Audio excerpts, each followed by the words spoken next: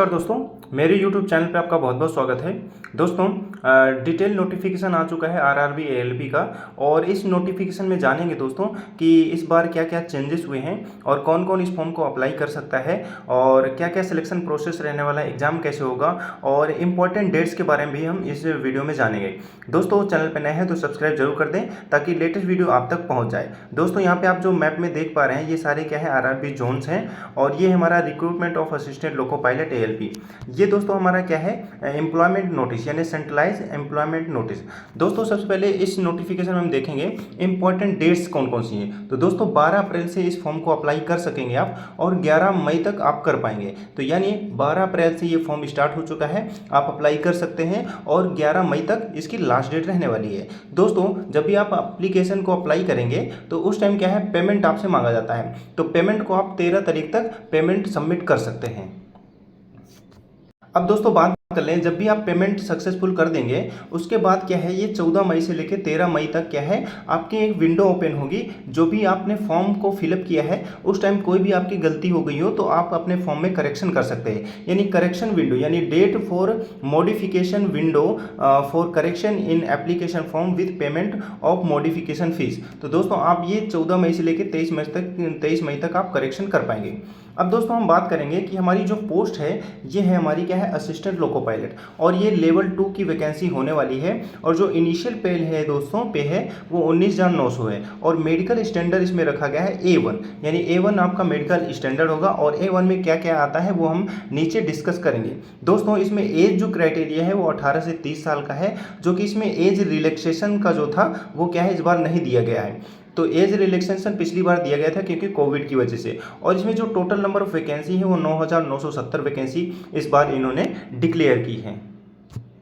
दोस्तों, कई लोगों के मेरे पास मैसेज आ रहे थे कमेंट पे दोस्तों कि इसमें नेगेटिव मार्किंग होती है, क्योंकि कई लोगों को पता नहीं होता है। तो दोस्तों इस पे क्या है नेगेटिव मार्किंग है, इसमें लिखा हुआ है पॉइंट हमारा नेगेटिव मार्किंग का, यानी there will be negative marking 1/3 mark for every wrong answer in CBT 1 and CBT 2, यानी दोनों में क्या है आपके नेगेटिव मार्किंग रहेगा, यानी 1/3 रहने वाला है। और दोस्तों इस पे लिखा हुआ है कि जो हमारा कंप्यूटर बेस्ड एप्टीट्यूड टेस्ट रहेगा इस पे कोई भी नेगेटिव मार्किंग नहीं रहने वाली, यानी जो आपका साइको होता है CBT 1 CBT 2 के बाद जो आपका साइको होगा उस पर कोई भी नेगेटिव मार्किंग नहीं रहेगी।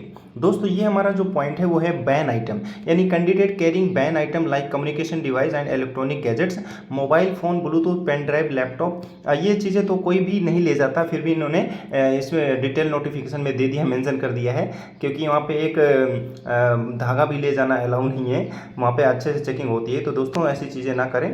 और दोस्तों हम देखते हैं अब सिलेक्शन प्रोसेस के बारे में कि क्या क्या सिलेक्शन प्रोसेस इसमें और क्या क्या रखा गया है।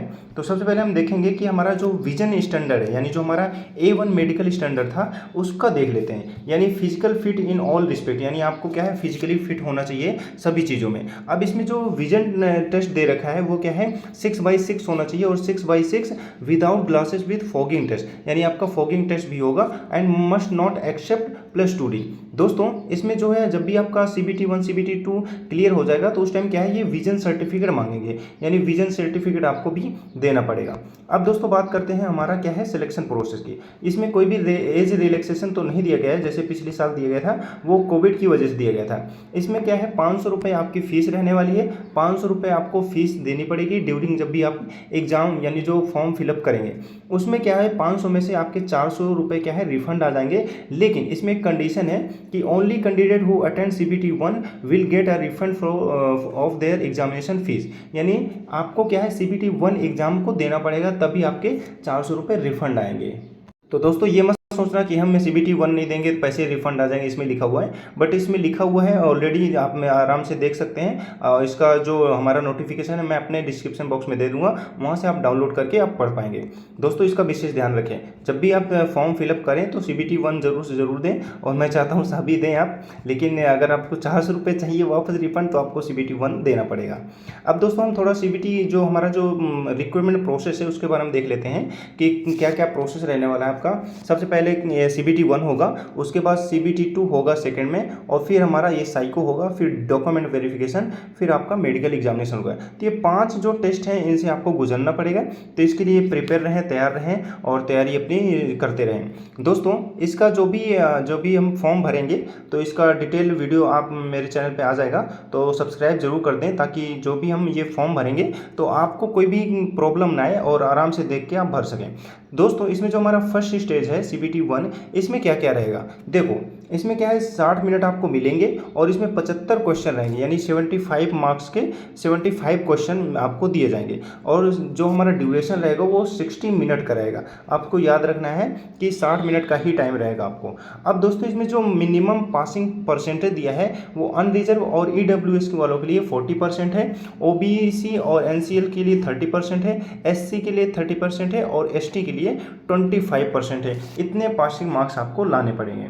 दोस्तों CBT 1 में जो आपका सिलेबस रहने वाला है वो क्या है, मैथमेटिक्स है, मेंटल एबिलिटी है, जनरल साइंस है एंड जनरल अवेयरनेस, जो कि पहले जो भी ALP का जो एग्ज़ाम हो चुका है सेम सिलेबस रहने वाला है। लेकिन CBT 2 जो आपका एग्ज़ाम होगा सेकेंड टेस्ट, इसमें थोड़ा बहुत चेंजेस है। दोस्तों क्या है कि पहले जो प्रश्न रहेगा, यानी पार्ट A और पार्ट B 2 एग्जाम होंगे CBT 2 में। पार्ट जो A होगा वो 90 मिनट में 100 क्वेश्चन आपके पास आएंगे आपके कंप्यूटर स्क्रीन पर, तो 90 मिनट मिलेंगे। और पार्ट B जो रहेगा वो क्या है 60 मिनट मिलेंगे आपको, और इसमें 75 क्वेश्चन आपको दिखेंगे, जिसमें से दोस्तों आपको जो हमारा जो पार्ट 2 है, पार्ट B है, इसमें क्या है केवल ये क्वालिफाइंग नेचर है, इसमें क्वालिफाइंग ही करना है। तो दोस्तों इसमें भी नेगेटिव मार्किंग रहेगी, लेकिन जो हमारा पार्ट B वाला है उसमें क्या है 35% आपको लेके ही आना पड़ेगा, तभी आप पासिंग मान जाएंगे। तो दोस्तों आपको क्या है, ये हमारा पार्ट जो B वाला रहेगा उसमें क्या है पासिंग मार्क्स आपको लाने पड़ेंगे 35%। दोस्तों जो हमारा पार्ट A जो था उसमें क्या है CBT 1 में जो हमारा सिलेबस था मैथमेटिक्स, जनरल साइंस, ये चीज़ें तो सेम है, लेकिन इसमें क्या है हमारा बेसिक साइंस आ जाता है, यानी बेसिक साइंस एंड इंजीनियरिंग, यानी the broad topics that are covered under this shall be engineering drawing, projection, view, drawing instrument, line, geometric figure and symbolic representation, unit हो गया, measurement हो गया, mass, weight and density, work and power energy, ये सभी चीज़ें रहेंगी आपको पढ़नी पड़ेगी। दोस्तों इसका विषय ध्यान दें। सिलेबस B जो रहेगा हमारा वो क्या है, हमारा आपको पता है पार्ट B में जो कि आपके डिसिप्लिन से रिलेटेड ही किया जाएगा। सपोज दैट आपने ITI इलेक्ट्रीशियन से कर रखा है तो आपको क्या करना पड़ेगा, इलेक्ट्रीशियन के ही प्रश्न आएंगे, तो इसका आपको ध्यान रखना है। अब दोस्तों हमारा जो हमारा CBAT है, यानी कंप्यूटर बेस्ड एप्टीट्यूड टेस्ट है, ये हमारा साइको वाला है। इसमें क्या है जो भी कैंडिडेट आएंगे, यानी जो भी हमारी वैकेंसी है उसका 8 गुना बुलाएंगे, यानी जितने भी CBT 2 को क्लियर करेंगे उसमें क्या है 8 से मल्टीप्लाई कर देंगे, उतनी वैकेंसी को बुलाएंगे। अब क्या होगा दोस्तों, इसको ध्यान में रखना है, आपको विजन सर्टिफिकेट भी देना है। यहाँ पे ऑलरेडी मेंशन किया गया है, such short listed candidate should produce their vision certificate in the prescribed format. तो दोस्तों इसका ध्यान रखना है, जो भी चीज़ें हैं वो आपको पहले से रेडी रखनी है। अब दोस्तों डॉक्यूमेंट वेरिफिकेशन होगा उसके बाद, और उसके बाद अप्लाई कैसे करना है, अप्लाई करने के लिए हमारी चैनल पे ऑलरेडी वीडियो आ जाएगी दोस्तों, और काफ़ी अच्छे से एक्सप्लेन किया जाएगा। तो सबसे पहले इस चैनल को सब्सक्राइब जरूर कर दें और अपने दोस्तों तक जरूर शेयर कर दें। दोस्तों हम बात कर लेते हैं मिनिमम एजुकेशन क्वालिफिकेशन। दोस्तों अगर आपने क्या किया है ITI कर रखा है, यानी 10th प्लस ITI, यानी 10th प्लस ITI कर रखा है किसी भी ट्रेड से, यानी इलेक्ट्रीशियन हो गया, SCVT NCVT दोनों ही अप्लाई कर सकते हैं, फिटर हो गया, इलेक्ट्रीशियन हो गया, instrument mechanics and mechanics radio, यानी ये जितने भी आपके ट्रेड हैं इनमें से आप भर सकते हैं फॉर्म को। अगर दोस्तों आपने क्या कर रखा है किसी चीज़ से, मतलब किसी भी कोर्स यानी इलेक्ट्रीशियन हो गया, फिटर हो गया, आप उससे क्या है आपने अप्रेंटिसशिप किया है तो भी आप इस फॉर्म को अप्लाई कर पाएंगे, डिप्लोमा वाले भी अप्लाई कर पाएंगे। तो दोस्तों इसका ध्यान रखना है, ये हमारी एजुकेशन क्वालिफिकेशन थी जो कि फॉर्म अप्लाई कर पाएंगे। अब दोस्तों ये क्या हमारा जोन वाइज वैकेंसी कितनी है, तो सबसे ज़्यादा दोस्तों वैकेंसी कहाँ पे आई है, आप यहाँ पे देखेंगे अजमेर हो गया। अजमेर में क्या है आप यहाँ पे देखेंगे तो ये 679 और 141 है, और अहमदाबाद में टोटल वैकेंसी कितनी है 497 है।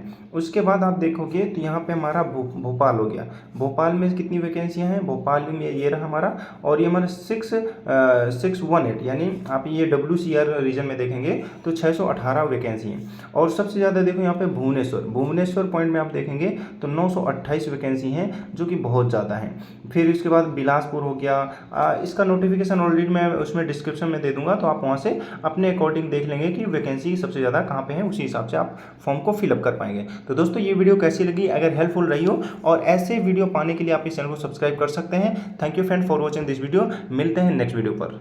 धन्यवाद।